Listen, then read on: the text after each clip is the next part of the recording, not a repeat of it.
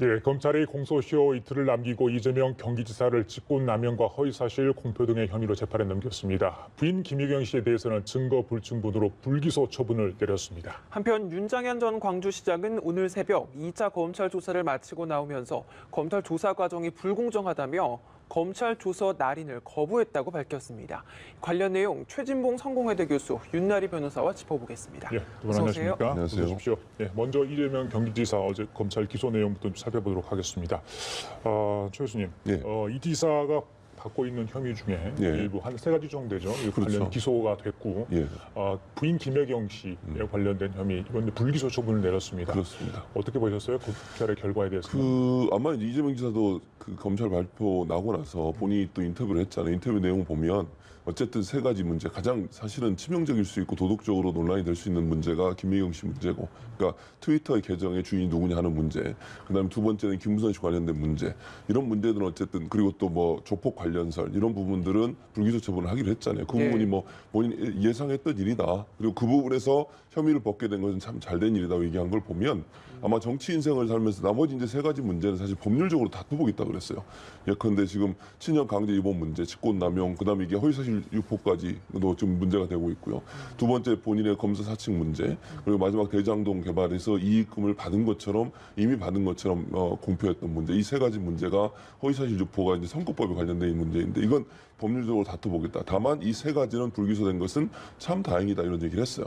왜냐하면 이 세 가지는 사실 선거와 관련된 문제고 이 문제는 법률적으로 다투면 얼마든지 뭐 본인은 이길 수 있다고 생각하는 것 같고요. 근데 나머지 이 세 가지 문제는 어찌 보면 얘기만 보면 조폭, 여배우 스캔들, 그다음에 무슨 뭐 폐륜 문자 이런 것들 봐도 상당히 그 뭐랄까요 정치적으로 타격이 줄 수 있는 내용. 나머지 이 세 가지 문제는 어찌 보면 얘기만 보면 조폭, 여배우 스캔들, 그다음에 무슨 뭐 폐륜 문자 이런 것들 봐도 상당히 그 뭐랄까요 정치적으로 타격이 줄 수 있는 내용들이에요. 근데 이런 부분들이 일정 부분 불기소되면서 본인은 정치적으로 조금 더 도약할 수 있는 발판을 가졌다고 생각하는 것 같고 법률적으로 다퉈서 이것도 충분히 이길 수 있다고 보는 것 같은데 모르겠어요. 이제 100만 원 이상의 벌금을 받으면 이제 의원직이 상실이 되잖아요. 그래서 세 가지가 병합되면 만약에 한두 개라도 사실관계로 인정이 돼버리면 재판부에서 어려울 수 있는 상황인데 한데 그러나 어쨌든 법률적으로 따져보겠다고 하니까 본인 입장에서는 반은 승리했다 이렇게 뭐 판단하시는 것 같아요. 예. 네, 그럼 기소 의견으로 이제 재판을 받게 될 세 가지 혐의에 대해서 좀 더 구체적으로 짚어보고 싶은데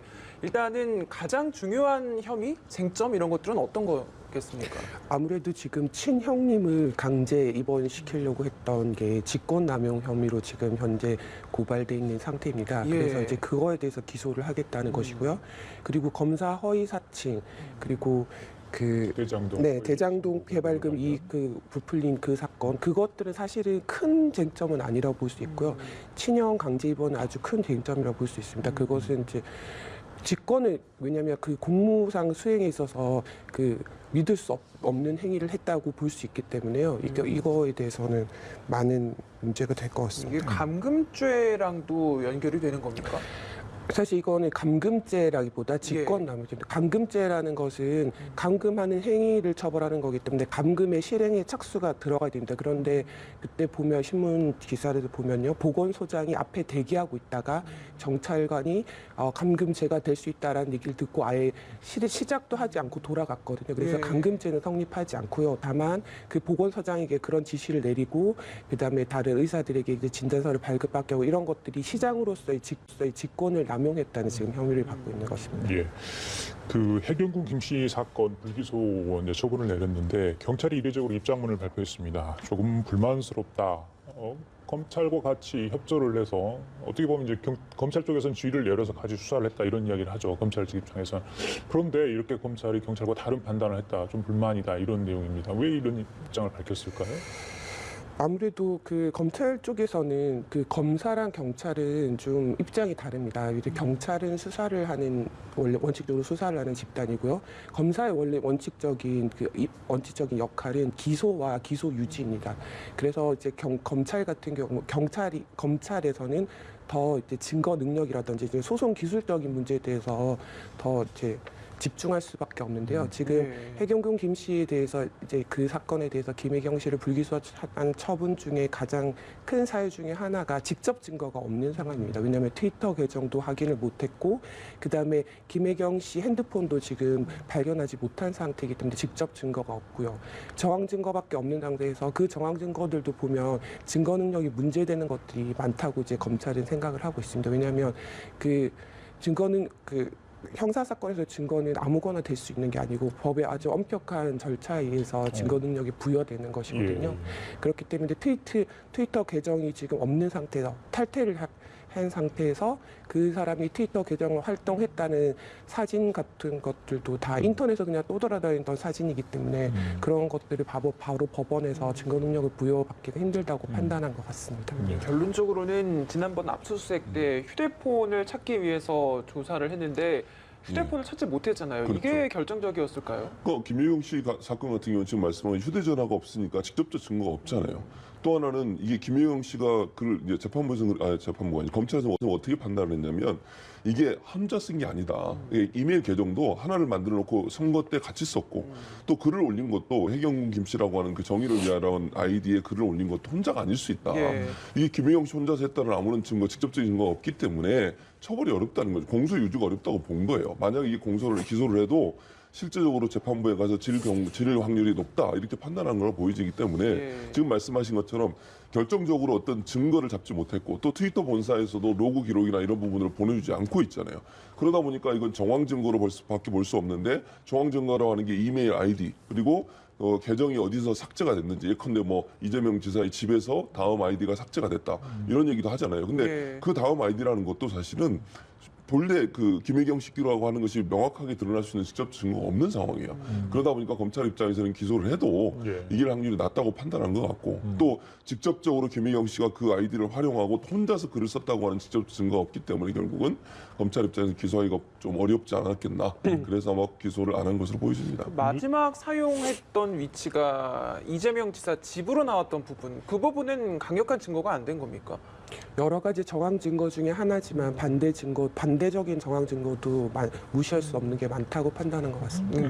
네. 그 변호사님 기소 중지, 그러니까 개정주의에 대해서 했잖아요. 네. 그러니까 특정 인물에 대해서 기소 중지를 하지 않고 누군지는 모르지만 그 개정주의에 대해서 기소 중지를 한 거거든요. 이건 어떻게 좀 해석할 수 있습니까? 왜냐하면 고발 자체를요 김혜경 씨 및 성명 불상자들이라고 썼습니다. 그래서 김혜경 씨에 대해서는 불기소 처분을 했고요. 예. 성명 불상자에 대해서는 기소 중지 처분을 한 겁니다. 그러면 나중에 그 사람이 누군지 모르게 밝혀진다면 이제 네. 기소 중지는 풀리게 되고 이제 검찰에 소환돼서 조사를 받게 되는 그렇죠. 근데 원칙적으로 검사의 불기소 처분이란 것이 종국적 판결처럼 확정되면 다시는 뒤집을 수 없다 이런 것이 아니기 때문에요. 김혜경 이런 것이 아니기 때문에요. 김혜경 씨에 대해서도 공직선거법 위반 혐의에 대해서는 이제 어차피 내일이면 13일이면 공소시효가 만료됩니다. 그렇죠. 그렇기 때문에 그건 뒤집을 수 없지만 문준용 씨에 대한 명예훼손죄 같은 경우는 아직 공소시효가 충분히 남아있기 때문에 그 부분에 대해서는 사실은 다시 증거가 밝혀진다면 기소될 가능성을 배제할 수 없죠. 그 김영환 전 의원 같은 경우에는 김혜경 씨를 같은 혐의로 고발을 했잖아요. 그렇죠. 이건 저희가 어떻게 이해를 해야 되는 겁니까? 김혜경 씨를 김영환 의원이 고발을 했고 그 고발이 이제 기각이 됐잖아요. 기각이 아니죠. 기소를 안 하기로 했잖아요. 그리고 나서 김영환 의원이 나와서 뭐라고 인터뷰를 했냐면 재정 신청을 하겠다고 그랬어요. 다시. 근데 그거는 제가 알기로는 변호사님 나중에 잘 설명하시겠지만 1차 그 항고가 되고 나서 항소하고 나서 항소심에서 결과가 안 좋았을 때 그거에 대해서 재정 신청을 할 수 있는데 기소가 안 된 걸 재정 신청을 할 수 있는지는 제가 잘 모르겠어요. 그거는. 근데 제가 알기로는 이게 기소가 돼서 항소를 하고 거기서 이제 판결이 잘못 나왔을 때 본인이 생각할 때 그걸 재정 신청을 할 수 있지 않느냐고 아마 얘기한 것 같은데 그 부분은 이제 변호사님 설명하셔야 돼요. 재정 신청을 들어보시죠. 하겠다고 그러니까 그랬죠. 어떤가요? 혐의 관련 당사자가 할 수 있는 겁니까? 자격이 이제 김영환 전 네, 의원이 주고 고소인이나 있었다면서요. 고발인은 검찰 내부 절차로서 고등 검찰청 그리고 대검찰청에 이를 불기소 처분에 대해서 항고나 재항고를 할 수가 있고요. 그리고 검찰은 못 믿겠다. 그러면 법원에 재정 신청을 할 수 있어요. 그래서 이 불기소 처분이 적법한 것인지에 대해서 판단해 달라고 법원에 직접 신청을 할 수가 있습니다. 글쎄 여러 가지 혐의가 있었잖아요. 특히 6가지 이재명 지사 관련해서 이제 그 중에 김부선 씨 스캔들 관련 얘기 그건 어떻게 보면 이 지사로부터 어떤 도덕적으로 굉장히 치명타가 될 수 있던 사건이었는데 일단 이것도 혐의 없음을 이렇게 됐잖아요. 그것도 이제 아마 증거 때문에 그런 것 같아요. 그러니까 검찰이 볼 때는 직접적인 증거가 없잖아요. 김무선 씨의 말이나 언론 기사에 여러 가지 나온 부분이나 뭐 녹취록 이런 부분이 있지만 실제적으로 뭐 김무선 씨가 얘기했던 사진이 있다거나 같이 어디 가서 무슨 찍은 사진이나 아니면 영수증이나 이런 부분들이 제출이 안 됐잖아요. 그러다 보니까 검찰 입장에서는 이거는 뭐 여러 가지 주장은 있고 뭐 양측이 또 주장이 엇갈리는 부분이 있잖아요. 뭐 이재명 지사가 주장하는 부분과 김무선 씨가 주장하는 부분이 다르기 때문에 이런 상황에서 결정적 증거가 없는 상황에서 기소하기가 어려웠을 것이다.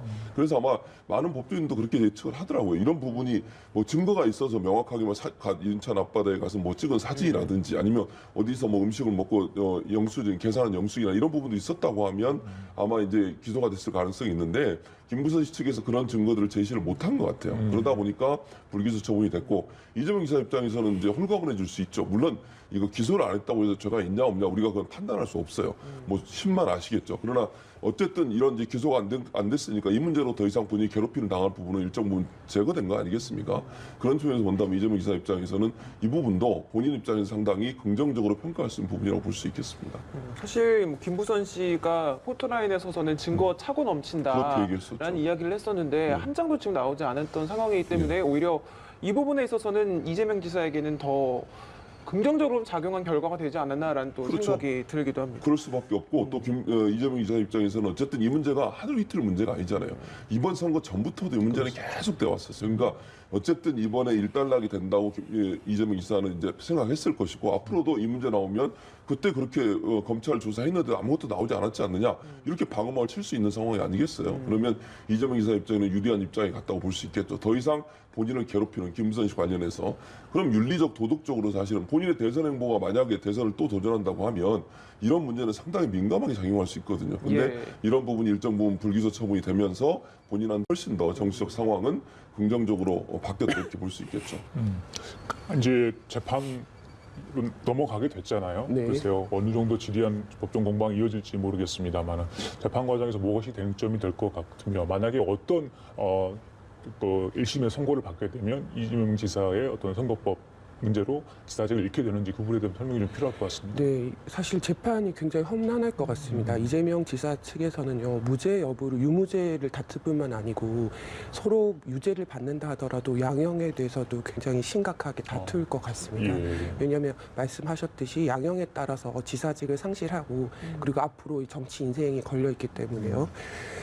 지금 직권남용죄랑 공직선거법 위반죄 이렇게 두 개가 기소가 될 예정인데요. 사실은 세부적으로 나눠보면 4가지 범죄가 됩니다. 왜냐하면 공직선거법 위반 중에서 3가지 허위사실 공표를 했는데요. 하나는 친형 강제 입원, 그리고 판교 대장금 개발금 부풀린 것, 그리고 검사 사진 이 3가지가 있습니다. 그리고 그 친형을 강제 입원시켰다는 거에 대해서 직권을 남용했다. 이렇게 총 4가지 쟁점돼서 이게 다 쳐질 예정입니다. 그런데 이 공직선거법 위반 사건 같은 경우는 굉장히 엄해서요. 그 법 위반으로 해서 100만 원 이상만 선고를 받아도 지사직이 상실됩니다. 그리고 5년간 선거를 나갈 수가 없고요. 굉장히 파장이 크고요. 직권남용죄 같은 경우는 징역형 이상, 즉 우리가 지금 말하는 통상 생각하는 집행유예 이상 선고를 받게 되면 마찬가지로 지사직이 상실됩니다. 네, 그래서 양형적으로도 굉장히 크게 다퉈질 것 같습니다. 예, 알겠습니다. 이제 재판에 넘겨진 만큼 어떻게 진행이 되는지 저희도 계속해서 보도를 해드리도록 하겠습니다. 이번에는 윤장현 전 광주시장 조사와 관련된 이야기를 좀 해보겠습니다. 2번 조사를 했는데 첫 번째보다도 2번째 조사를 하면서는 윤장현 불만을 좀 토로했던 것 같아요. 일단은 이렇게 굉장히 좀 빠른 시간 내에 2번 연달아서 불렀던 좀 다급하게 조사를 진행한다고 해야 될까? 이런 이유가 있을 것 같거든요. 아니, 왜냐하면 이 공소시효 때문에 그런 거 아니겠어요? 사실 이제 검찰이나 경찰이 보는 관점에서는 이 사건이 공직선거법 위반이라고 보는 거예요. 그렇게 보고 지금 조사를 하고 있는 거고 윤장현 시장은 단순히 그냥 자기는 사기 피해자다. 그리고 이제 본인이 인정하는 건 있어요. 직권을 남용해서 예를 들면 2사람을 취업시켜준 부분 그 부분은 본인이 인정하거든요. 그런데 지금 인정 안 하는 부분은 선거에는 전혀 관여된 게 없다. 그렇게 보고 있고 검찰 측에서는 이거 선거와 연관이 있다고 보는 거거든요. 왜냐하면 그 여성이 여러 가지 주고받은 문자를 보면 몇 가지 문자가 지금 공개가 됐잖아요. 문자 공개된 내용은 이렇습니다. 그 당시에 이제 지금 현 시장이죠. 이용섭 후보 주저앉혔다. 뭐 이런 얘기도 있었고요. 재선해야 되지 않겠습니까? 뭐 대통령에게 보고했다. 뭐 이런 얘기까지 문자로 공개가 된 상황이에요. 그런 이제 검찰 측에서는 이런 문자를 봤을 때는 분명히 이건 선거를 염두에 두고서 공천을 염두에 두고서 돈을 빌려준 거고 그 여인도 그걸 빌미해서 돈을 받은 거기 때문에 이거는 공직선거법에 위반이 될 수 있다. 그럼 13일이 이제 공수시효잖아요. 그러니까 검찰 입장에서 빨리 조사를 해서 기소를 해야 되는 상황이에요. 공직선거법 위반으로. 그렇기 때문에 아마 이제 빠르게 불러서 조사를 좀 임팩트하게 하는 게 아닌가 이런 생각이 듭니다. 임 변호사님, 그 검찰은 선거법 위반 혐의 적용에 문제가 없다 이런 이야기를 했습니다. 그러니까 사기를 당한 피해자이면서도 피의자로 이렇게 지금 조사를 받았잖아요. 왜 그러는 겁니까? 지금 자기는 사기를 당한 것이지 공천 관련은 아니기 때문에 죄가 없다고 하는데요. 대법원 판례에 반하는 말입니다. 왜냐하면 그 전혀 아무런 공천해줄 권한이 없는 사람이 공천해주겠다고 돈을 받은 경우에는 사기죄와 공천 관련 금품수수죄가 동시에 상상적 경합으로 성립한다는 것이 대법원에 확립된 판례입니다. 상상적 경합. 네, 그러니까 같은 행위에 대해서 두 가지 범죄가 동시에 적용된다는 뜻이죠. 그러면 피해자도 동시에 적용된다는 뜻이죠. 그러면 피해자도 되고 피의자도 된다라는 의미로 좀 쉽게 그렇죠. 이해를 하면 되는 네, 겁니까? 네. 알겠습니다. 앞서 제가 잠깐 짚어드린 것처럼 사실 두 번째 조사를 나오면서는 검찰이 좀 강압적인 수사를 했다라고 비판적인 이야기를 표명을 했거든요. 예. 이 부분에 대해서는 어떻게 보셨습니까? 그러니까 아무래도 이제 그 윤장현 전 시장 입장에서는 검찰이 아마 이제 틀을 짜놓고 예를 들면 선거법 위반으로 몰고 가기 위해서 본인을 다구치고 있고 본인에게 이제 여러 가지 압박을 가하고 있다 이런 식으로 얘기를 한 것 같아요. 예. 그게 이제 본인 입장에서는 이 부분에서 벗어나야 되지 않겠어요? 그런 차원에서 그렇게 얘기하는 것 같은데 지금 증거나 여러 가지 문자를 보면 또 윤장현 시장 그런 얘기를 했거든요. 만약에 이제 그 검찰이 발표한 문자가 본인에게 불리하고 검찰에게 유리한 쪽만 발표를 했으니 본인이 갖고 있는 문자도 다 공개할 수 있다 얘기했어요. 예. 그럼 공개하는 게 맞다고 봐요, 저는. 만약에 그게 필요하다고 하면 국민들이 볼 때는 그냥 지금 현재 나온 문자 내용만 보면 정말 누가 봐도 이건 상식적으로 선거에 개입하고 아니면 공천에 개입하려는 의도를 갖고 했다고밖에 볼 수 없는 내용들이거든요. 실제로 뭐 후보와 관련된 얘기도 했죠. 그다음에 뭐 민주당이 어떤 역할을 했다는 것, 물론 그 여성이 실제 했는지 안 했는지 모르겠어요. 그러나 문자 내용만 보면 그것 때문에 윤장현 시장이 돈을 보냈다고 하는 그런 어떤 상식적인 이해가 가능한 거 아니겠어요? 그러니까 제가 볼 때는 윤장현 시장이 저렇게 반발하는 것도 어찌 보면 반대로 얘기하면 검찰이 가지고 있는 여러 증거들이나 정황들이 본인이 상당히 빠져나가기 어려운 상황에 있지 않을까라고 하는 걸 반증한다고 봐요. 그렇기 때문에 반발하지 않겠습니까? 이 반발을 하면서 그래서 검찰 조서에 날인을 하지 않았다고 했거든요. 이걸 날인하지 않으면 좀 어떻게 되는 겁니까? 날인을 하지 않으면 검찰 조서에 증거 능력이 인정되지 않습니다. 그러니까 즉 증언 거부한 거랑 그러니까 진술을 거부한 것과 비슷한 효과가 있는 것이죠, 검찰에서. 예. 네. 그럼 향후 어떻게 하는 거죠?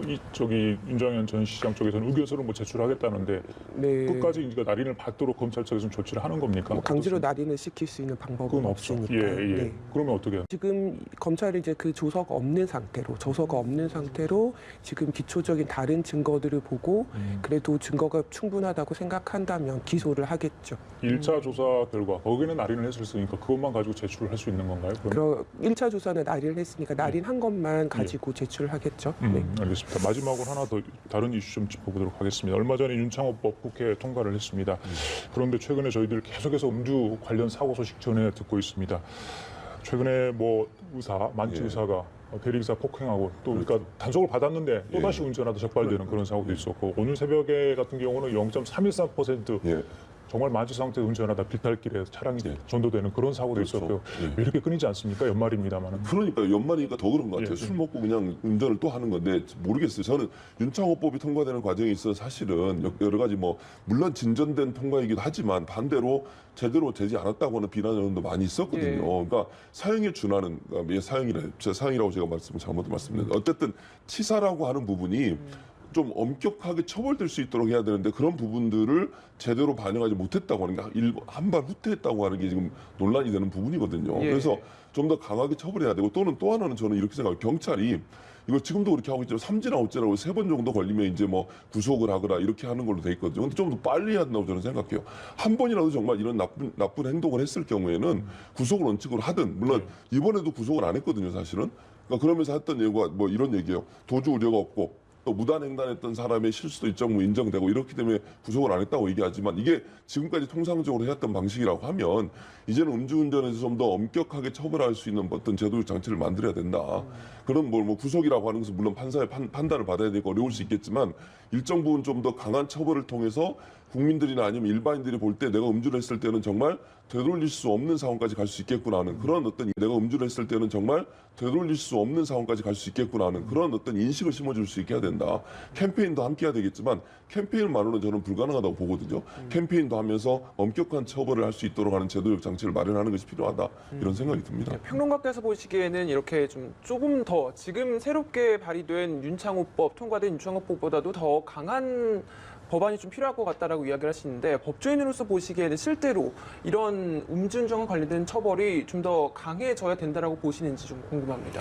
말씀하셨듯이 좀 실질적으로 처벌이 강화된다면 더 교육 효과가 클 것 같긴 했습니다. 예를 들어서 그 판사들은 사실은 아무리 법정형이 세더라도 이미 그 음주운전에 대해서 좀 관대한 처분을 하는 그런 판례들이 형성돼 있기 때문에 예. 혼자서 높이기는 쉽지가 않거든요. 그러면 이 개별적 범죄에 대해서 양형 기준표라는 걸 요즘 마련합니다.